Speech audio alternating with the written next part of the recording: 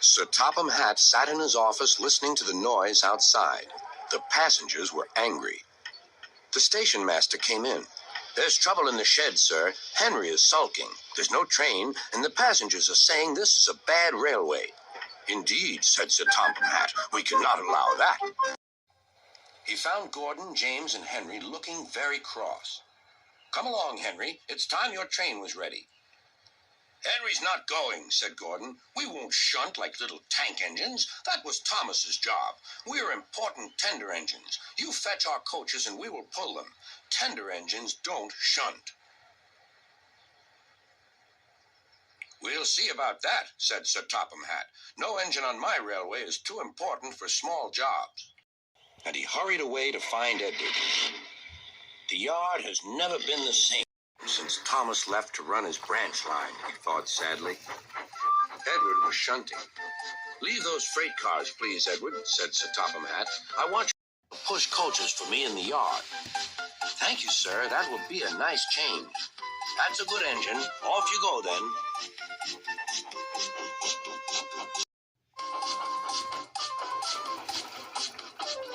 So Edward found coaches for the three engines, and that day the trains ran as usual.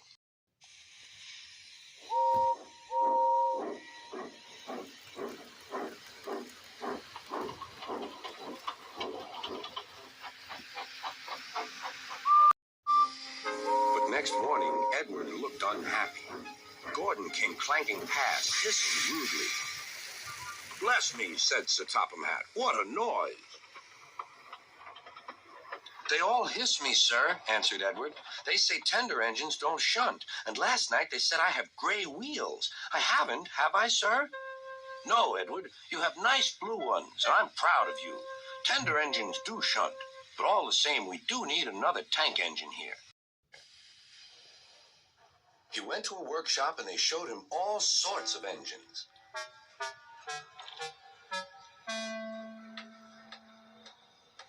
At last he saw a smart little green engine with 4 wheels. "That's the one," he thought. "If I choose you, will you work hard?" "Oh, sir. Yes, sir." "That's a good engine. I'll call you Percy." "Yes, sir. Thank you, sir." And Sir Topham Hatt brought Percy back to the yard. "Edward," he called, "here's Percy. Will you show him everything?" Percy soon learned what he had to do, and they had a happy afternoon.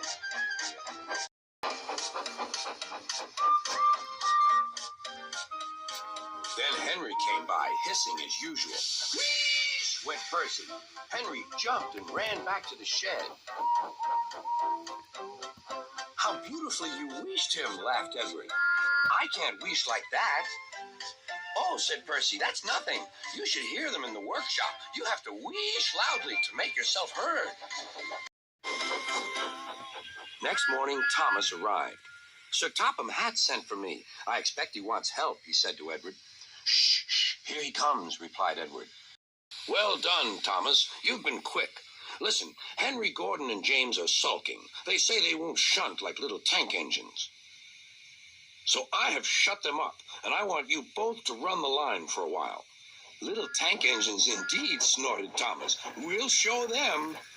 And Percy will help too." "Oh, sir. Yes, sir. Please, sir," answered Percy. Edward and Thomas worked the main line, greeting each other as they passed by. Percy puffed along the branch line. Thomas was anxious about Annie and Clarabelle, but both driver and conductor promised to take care of them. There were fewer trains, but the passengers didn't mind. They knew the 3 other engines were having a lesson. Gordon, James, and Henry were cold, lonely, and miserable. They wished now they hadn't been so silly.